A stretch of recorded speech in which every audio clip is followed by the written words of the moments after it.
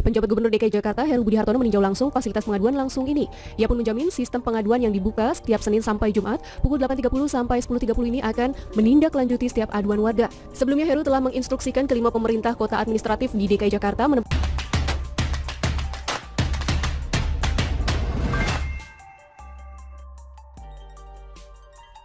Mantap, bukanya posko aduan Balai Kota bongkar kebusukan Anies. Ditulis oleh Manuel dari siwar.com. Akhirnya pembukaan posko pengaduan di Balai Kota membuat kita sama-sama melihat bahwa Heru Budi Hartono ini serius dalam memimpin ibu kota. Pembukaan meja pengaduan ini membuat kita juga melihat bahwa selama ini banyak sekali aduan-aduan yang dicuekin oleh Gubernur rasis Anies Baswedan. Posko pengaduan ini membongkar borok dan kebusukan yang dilakukan oleh Anies Baswedan lewat aplikasi yang digadang-gadang sebagai tempat pelaporan yang sangat efektif dan efisien katanya. Tapi pada akhirnya berujung dengan kerusakan fatal yang benar-benar kacau.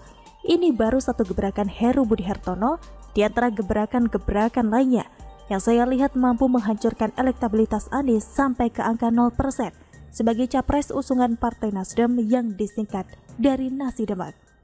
Bayangkan saja, baru satu gerakan pembuka saja sudah bisa membuat Anies Baswedan terkapar tidak karuan, seperti orang bodoh yang memimpin ibu kota selama 4 tahun terakhir ini. Selama Anies Baswedan menjabat sebagai gubernur, tidak ada gebrakan yang bisa dilakukan oleh orang ini. Bukannya kemajuan, malah kecacatan dan kerusakan demi kerusakan terjadi. Akhirnya, Balai Kota dibuka untuk mempertontonkan bahwa ada sekelompok pemimpin yang memperhatikan warganya. Karena selama ini di era Anies Baswedan, ada sekelompok orang yang memoles tampang gubernurnya pakai bedak busuk yang justru menghancurkan dirinya sendiri. Saya kira pengaduan posko di Balai Kota ini sangat efisien, apalagi untuk mereka-mereka yang tidak bisa memiliki akses internet atau orang-orang tua yang butuh perhatian. Dan baru 2 hari dibuka sudah ada puluhan, mungkin ratusan pelapor yang mengeluh terhadap kebijakan sebelumnya.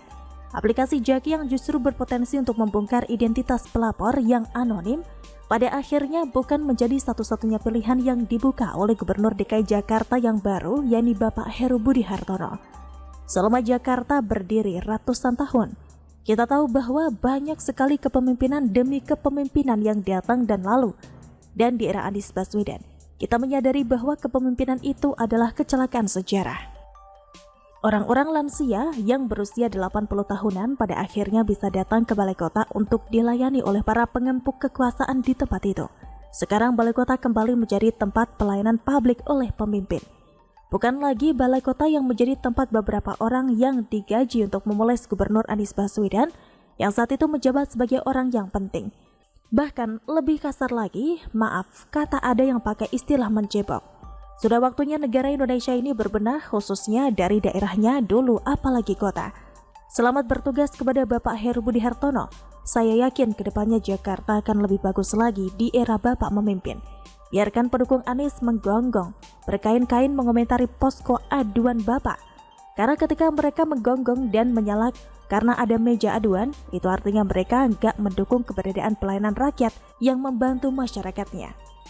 Dan justru itulah hal yang membuktikan bahwa para pendukung Anies Baswedan ini memang tolol dan otaknya bukan gak ada lagi tapi minus. Dan saya yakin beberapa hari lagi Bapak akan membuat gebrakan baru yang akan menghancurkan harga diri Anies Baswedan dengan telak. Karena memang gampang betul menghancurkan karakter Anies Baswedan tanpa isu suku, agama, ras, dan antar golongan. Coba saja minta para pegawai gubernur untuk datang ke seluruh daerah Jakarta dan memfoto tempat-tempat kumuh. Itu langsung menghancurkan pencitraan busuk dari Anies Baswedan yang selalu memposting foto di daerah downtown DKI Jakarta yang memang terkenal bersih dari dulunya. Dan masih banyak nasihat-nasihat yang bisa diberikan oleh Bapak Heru Budi Hartono kepada para pendukung Anies Baswedan yang seperti kerasukan setan. Kok segitu benci banget kenapa sama Budi? Biasanya benci orang baik itu setan dan asuh. Bagaimana menurut Anda? Saya meminta kepada Pak Menteri PUPR untuk saya menghadap beliau, meminta saran dan koordinasi dan kombinasi dan apa yang saya harus lakukan, pemerintah daerah, apa yang harus dilakukan dan bersama-sama dengan KPU. Besok ada pengarahan 600 pejabat DKI, setelah itu saya ada beberapa ke wilayah.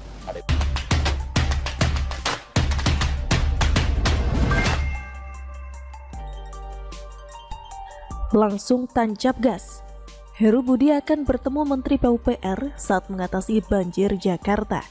Ditulis oleh Widodo SP dari siwar.com. Pernahkah Anda membereskan suatu pekerjaan yang seharusnya sudah dikerjakan sekian waktu sebelumnya, tetapi tidak kunjung dikerjakan alias dibiarkan terbengkalai? Selain terasa menjengkelkan, biasanya pekerjaan yang tertinggal itu lantas menumpuk dan diperlukan usaha ekstra untuk membereskannya. Begitulah analogi terhadap pekerjaan penjabat atau PJ Gubernur DKI Jakarta Heru Budi Hartono yang sejak Senin kemarin 17 Oktober resmi menggantikan Anies Baswedan sebagai orang nomor 1 di DKI Jakarta. Mengemban tugas dari Presiden Jokowi untuk menangani masalah-masalah di Jakarta, Heru Budi Hartono kabarnya akan berfokus pada 3 masalah terbesar Jakarta, yang ditata ruang, banjir, dan kemacetan. 3 masalah yang selama 5 tahun terakhir terkesan dibiarkan, bahkan diabaikan oleh Anies Baswedan yang lebih sibuk pencitraan dan memoles tampilan luar provinsi dengan dana APBD melimpah itu. Sementara, esensi dari ketiga masalah di atas sama sekali tidak tersentuh karena memang gak niat membereskan. Gak heran kalau lantas ada banyak PR warisan Anies Sandiaga dan Anies Riza yang kudu dibereskan oleh Heru Budi Hartono. Maka dari itu baru kemarin dilantik Heru Budi langsung berencana menemui Menteri Pekerjaan Umum dan Perumahan Rakyat atau PUPR Basuki Hadi Mulyono untuk membahas sinkronisasi penanganan banjir di Jakarta. Iya, kami harus sesegera mungkin. Kemarin saya sudah berkomunikasi dan berkoordinasi dengan Pak Sekda untuk segera menghadap Pak Menteri.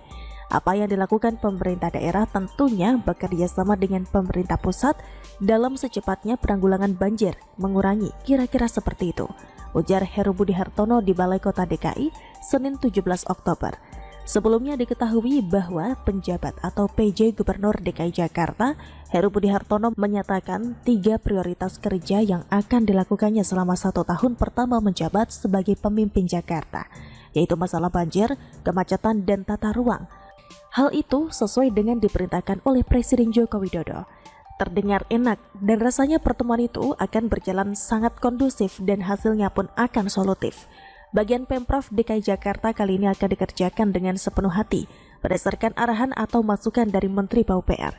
Sedangkan Pak Basuki bersama pasukannya dari PUPR juga bisa langsung tancap gas menangani persoalan banjir. Kali ini pun Pak Basuki juga dijamin gak naik darah karena emosi. Seperti saat dulu mencoba berbaik hati berkoordinasi dengan Anies Baswedan, tapi hasilnya mentok belaka.